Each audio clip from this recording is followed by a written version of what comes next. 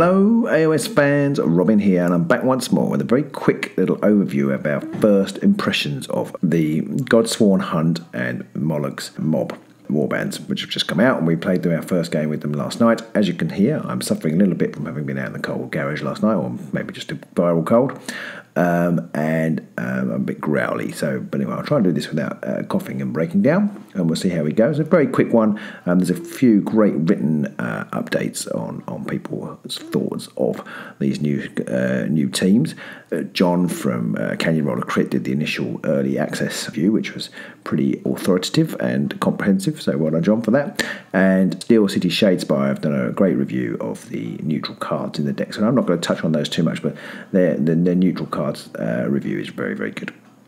So check that out. So what do we think? Well, we played our first games last night, and we took a turn on each of the warbands. And for the first game, we played quite a restricted card set, so mainly the new cards.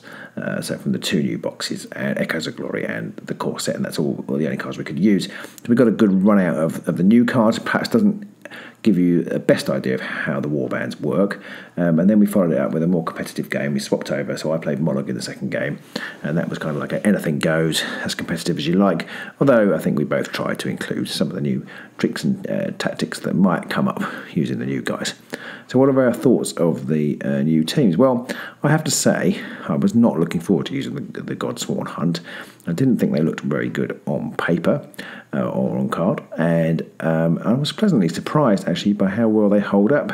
Maybe it was the matchup. Mollog is a little bit of a one-trick pony, which I'll come on to in a minute, so perhaps Godsworn are quite good for them. I don't know. You've got a lot of fighters with the Godsworn, which is the good thing about them, and there's not a lot going on, and that sounds silly. Some of the other ones with the multiple warbands, you've got quite a lot going on. Like you've got far close push action, and you've got the warden moving the sepulchral guard, and you've got just getting the snark all going on with the gits. Whereas the hunt are just all very mobile, without any sort of airs and graces. And so I actually found I had a lot more flexibility than I was perhaps anticipating, which is really good for controlling the board. The flip side of which is that they're very fragile, so you do have to be careful.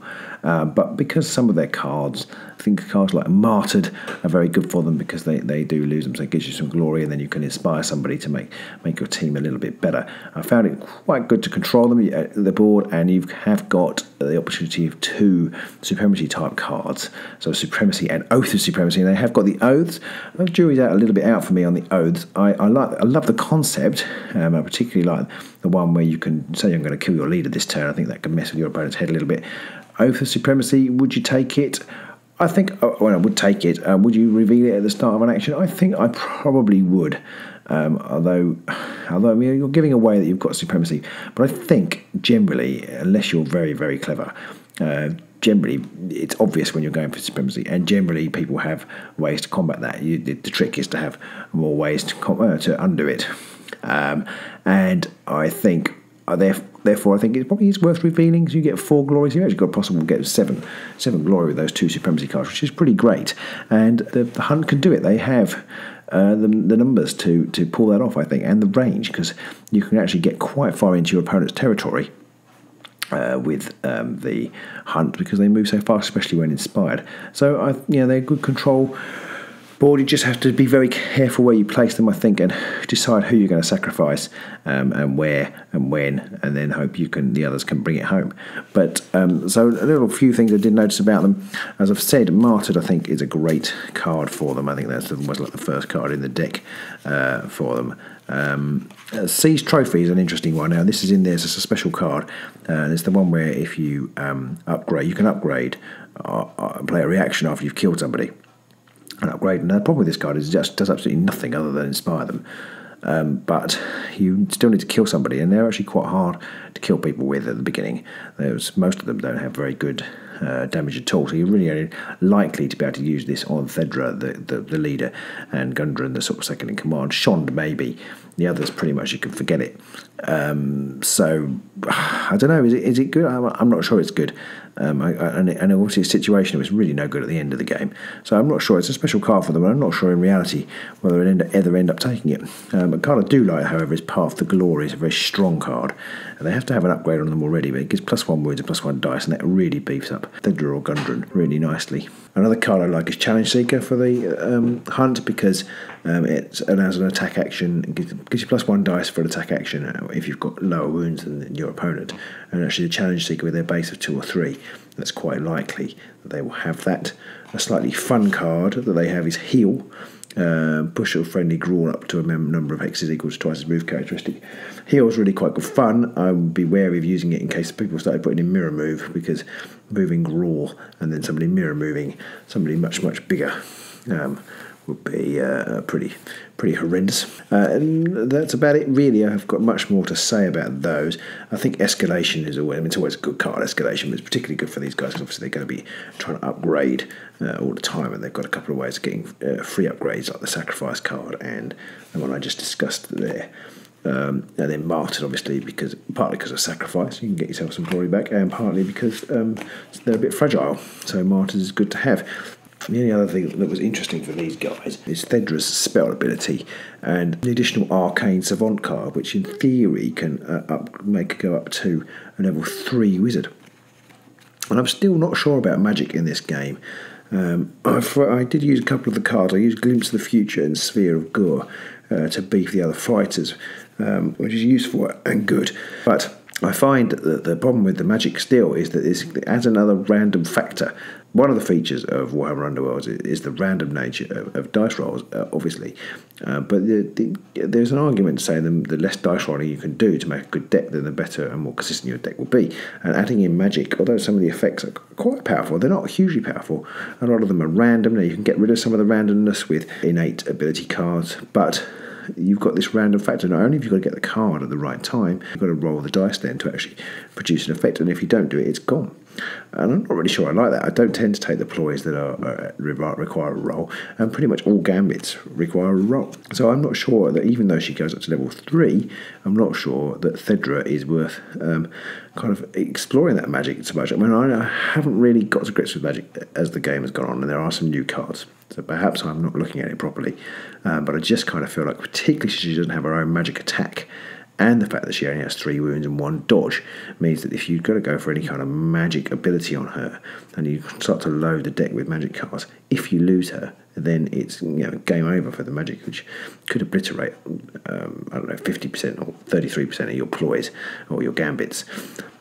So is that I'm not sure that although she can go up to this level 3, and lots of people are very excited about the fact that she could go to level 3, I'm not sure how useful that is, especially as that increases your chance of getting crits as well. And with her only having 3 wounds, you don't want to be doing that too often. But I did take, as I say, Glimpse of the Future and the Sphere of Gore, which are quite useful cards and good with these guys because they are a little bit weak, so they're a handy way of boosting them a kind of extra way, not just looking for determined effort and things like that. Now, Mollog. Interesting thing about Mollog is his charge ability, or this ability to move and then move again. When he's not inspired, he can move and charge action, even if he's already made a single move take. So you can move and then charge, which is a big thing. And then if he's inspired, you can basically charge and charge again.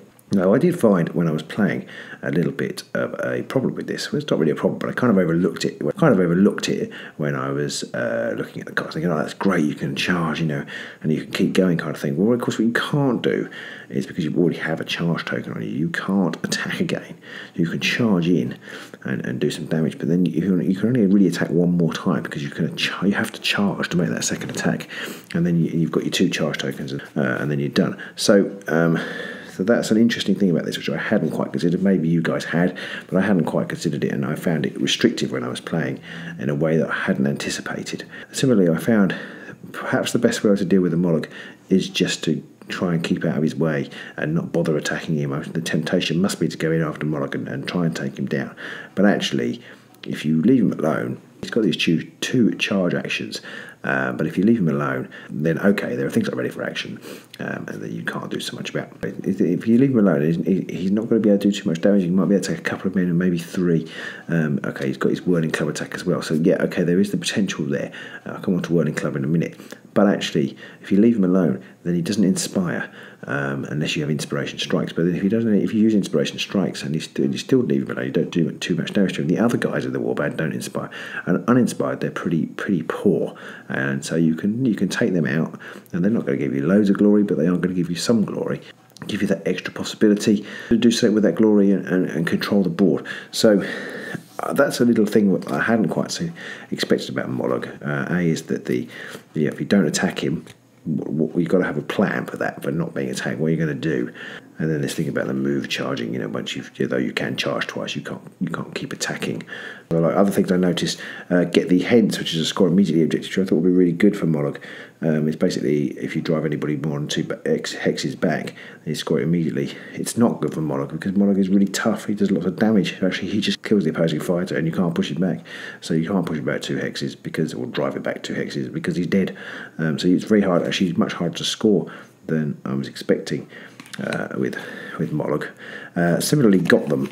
Score this immediately at the beginning of your activation if there are only 3 or more enemy fighters adjacent to a friendly Mollog. I thought this would be fairly easy to score. I have got a Sense of Retention in my deck, which I have to say in my game when I played it didn't come out, so that would have made it easier. But actually, again, if you're leaving Mollog alone, then you're not going to get those 3 guys next to you.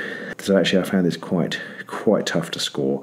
And actually, if you do get them 3 next to you, and you can sort of do the whirling club attack, then actually it's quite hard with 3 next to you because you're getting the opponent's getting single and double supports, and you're only rolling 3 swords off of that, or 2 swords before you're inspired. 3 swords, I don't know, it's not that reliable, and it's easy to miss.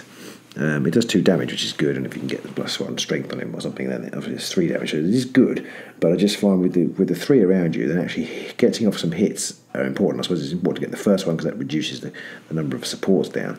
But it's not a weakness, I would say, but he doesn't hit that hard. 3 swords and 2 hammers are his options, and without any extra pluses. So you do need those plus dice, I think, to really strike off and try and get to take people out of action. On his own, he's a bit like Fuel. Fuel is 2 hammers, 4 damage, I think, and I've noticed before that Tef's 3 and 3 is better, and Mollog could do with that, but obviously he hasn't got it. So yeah, that's a little thing about Mollog and his 2 hammers. So you are looking for those +1 dice attacks to be useful. And one last card, which I thought would be really useful, but I don't know about you guys, I find when the way I play a bag of tricks, this is I'm talking about now, you get an action, you can search for a power card and reveal it out as your hand. It's a really nice idea that you can basically just choose a card. There are times, and I'm sure it's really useful. But I found, I think I took it in both decks, but I found in the 2 games that I played, as usual with these types of cards, and quite a lot of the new cards have things where you take actions to do certain aspects of certain things in the game, particularly the tomes and certain effects. I find that I don't want to stop whatever I'm doing with my plan to take that action. I think there's a new Arcane Focus card. So the new Arcane Focus card enables you to basically take an action to get a focus thing, which might be useful for a ploy, but basically you've taken action to not do very much and still potentially, I suppose, end up wasted. So I kind of find these action things, I don't tend to use them. I tend to break the flow of the game. I don't feel like I really need to maximise ball position for all 4 actions most of the time. The bag of tricks, that I really like the idea of it. Don't know how much I utilise it. So that was my rather croaky little overview of our first couple of games. I don't want to give away the results, but they were some interesting games. Yeah, I hope you found that useful. Let me know how you're getting on. I may have overlooked stuff. It's been a bit of a stressful week, so perhaps I've overlooked stuff, but well, let me know what you think, and let me know how you're getting on with Mollog, or how you like playing them. What are your favourite card combos? Let me know how you find the Godsworn hunt. I'm finding them better than I expected, actually, and I quite like the possibilities of those, so I'll be interested to see how that goes in the future. But yeah, let me know which one you're liking, what you're going to do with them, and we'll see you soon. Bye.